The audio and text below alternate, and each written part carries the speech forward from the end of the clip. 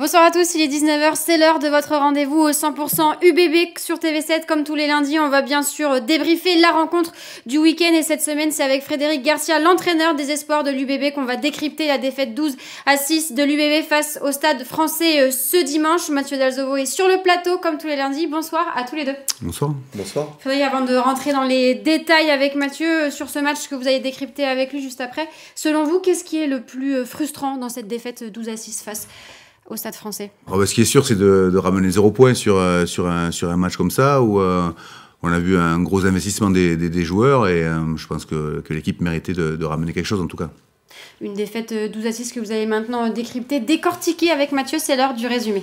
Oui, du petit résumé, parce qu'on va pas se mentir, c'était pas le match de l'année au stade Jean-Bouin, et pourtant c'est vrai que sur le papier, effectivement, on s'attendait, au vu des profils des deux équipes, parce que le Stade Français est une équipe très joueuse aussi, on s'attendait à avoir un petit peu plus de jeu.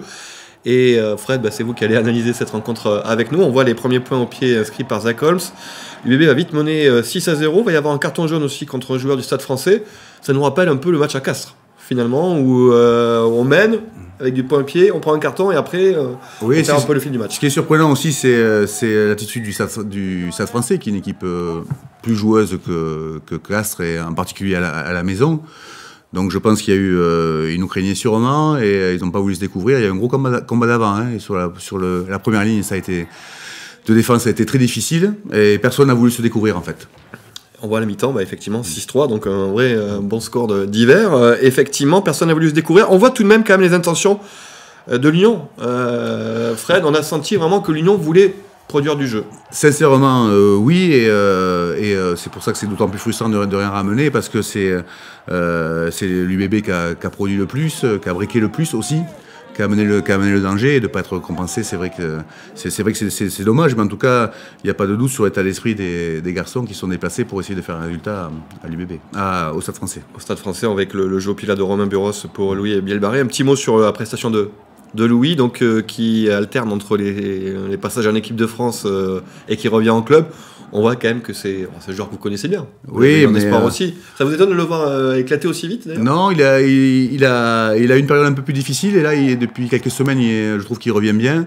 Il encaisse bien les échanges avec l'équipe de France et le club, et puis c'est un joueur qui prend plaisir à jouer, et qui saisit toutes les opportunités de se montrer et d'essayer de breaker, ce qu'il a fait très bien ce week-end. On va le voir, là, justement, il y a une action magistrale de la part de Louis Bielbarré. Hop, le petit tour sur lui-même, et là, c'est un boulevard qui s'ouvre pour lui. C'est plutôt un ailier ou un arrière pour vous? Donc ça, c'est une question, parce qu'il a démarré en 15 avec l'équipe première, mais on voit qu'à l'aile, il a des qualités quand même aussi. Sincèrement, c'est un garçon qui a vraiment de qualité sur le fond de terrain. Il en a aussi quand dans le jeu courant, il se met en position de 10. Donc c'est un garçon qui est complet avec sa vitesse, qui joue à l'arrière ou à l'aile, il peut amener du danger de toute façon. Donc peu importe, vous le mettriez, voilà, ça c'est une réponse de Normand, hein, effectivement, de la part de Fred. Il y a cette dernière action, effectivement, qui fait beaucoup jaser sur les réseaux, en se disant, on aurait dû se contenter on aurait dû prendre les points qui se présentaient à nous pour repartir avec un bonus défensif. Ou en tant qu'entraîneur, voilà, qu'est-ce que vous auriez dû faire? Qu'est-ce qu'il aurait fallu faire? Là, c'est des moments où seuls les joueurs qui sont sur le terrain, qui sentent vraiment ce qui se passe réellement, leur domination ou pas, le tempo. C'est vrai, quand on est à 50 cm, on se dit qu'on peut renverser.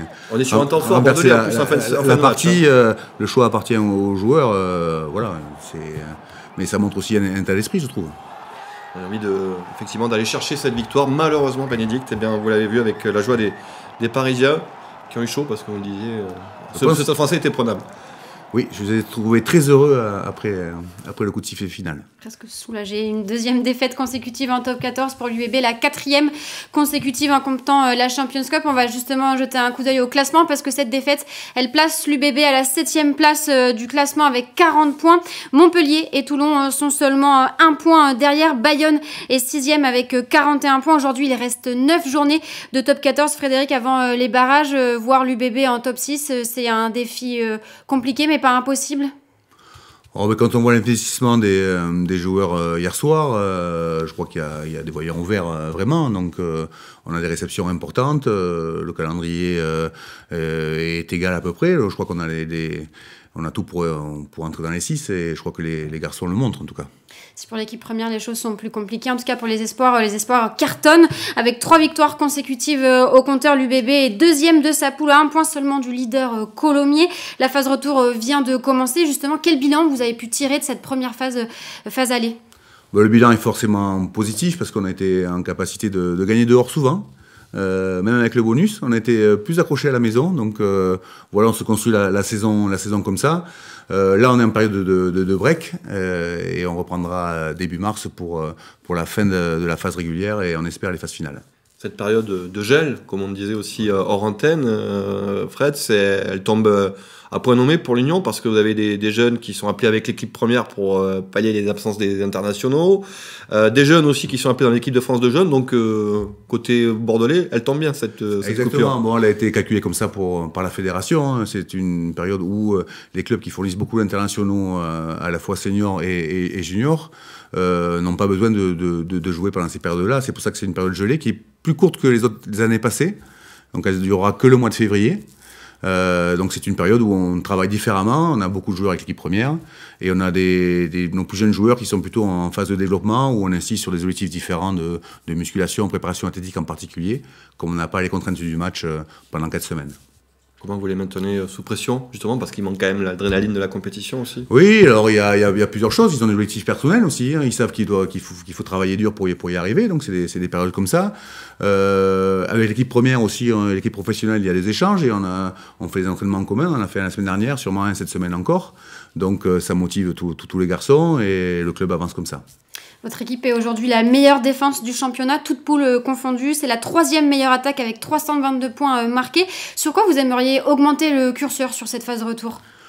Oh, je crois que c'est là où on est heureux, c'est que l'ensemble de l'effectif a participé à la première phase. Les garçons nous ont quittés, on était avec la première. D'autres sont partis avec les moins de 20 pour le dernier match de janvier.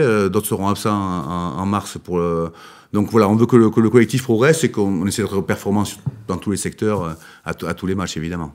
De bonnes statistiques, effectivement. Vous êtes à la lutte avec Colomiers dans cette poule. Dans l'autre poule, il y a Agen et le Stade Toulousain qui sont à la lutte.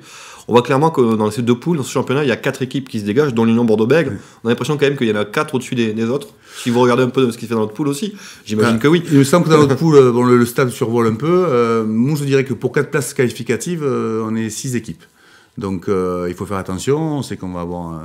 il y a quand même un petit break qui a été fait au niveau du classement. Il y a un petit break, mais on sait qu'il va falloir sortir de bonnes performances pour être sûr de se qualifier, c'est l'objectif évidemment. Comme l'ensemble de nos équipes de jeunes qui sont bien partis dans les compétitions, que ce soit nos Crabos moins de 18 ou nos cadets moins de 16, qui sont bien partis dans leur poule aussi pour se qualifier, c'est l'objectif évidemment de nous chaque année. C'était la transition, effectivement. J'allais dire transition toute trouvée pour pas vous couper. Et bon, Fred est très bon. On va nous prendre la place bientôt parce que effectivement, les espoirs, c'est un peu la vitrine de la formation à Bordeaux. On sait que c'est un sujet important à Bordeaux, la formation, qu'on est parmi les meilleurs centres, si ce n'est le meilleur centre de formation en France. En ce qui concerne les autres résultats ou même le nombre de licenciés, comment se porte le club? On a vu, vous avez parlé des autres catégories, mais ça, c'est vraiment le club. La formation bordelaise et béglaise, du coup, se porte vraiment bien. On a de la stabilité à la fois dans nos effectifs et dans la qualité. On est très heureux de ça. La pyramide est en place. Pour preuve, cette année, 14 joueurs sont montés en espoir provenant de notre formation, qui est beaucoup. Il y en aura sûrement autant l'an prochain. Ça veut dire qu'on bosse bien et que les garçons sont bien chez nous et qu'ils sont bien formés et que la pyramide se met en place vraiment dans de bonnes dispositions. Merci Frédéric, c'est déjà la fin de votre rendez-vous 100% UBB, mais restez avec nous juste après la pub. On continue de parler rugby, on parle de Pro D2 avec Vincent Enchoto, le manager général du SA15. A tout de suite sur TV7.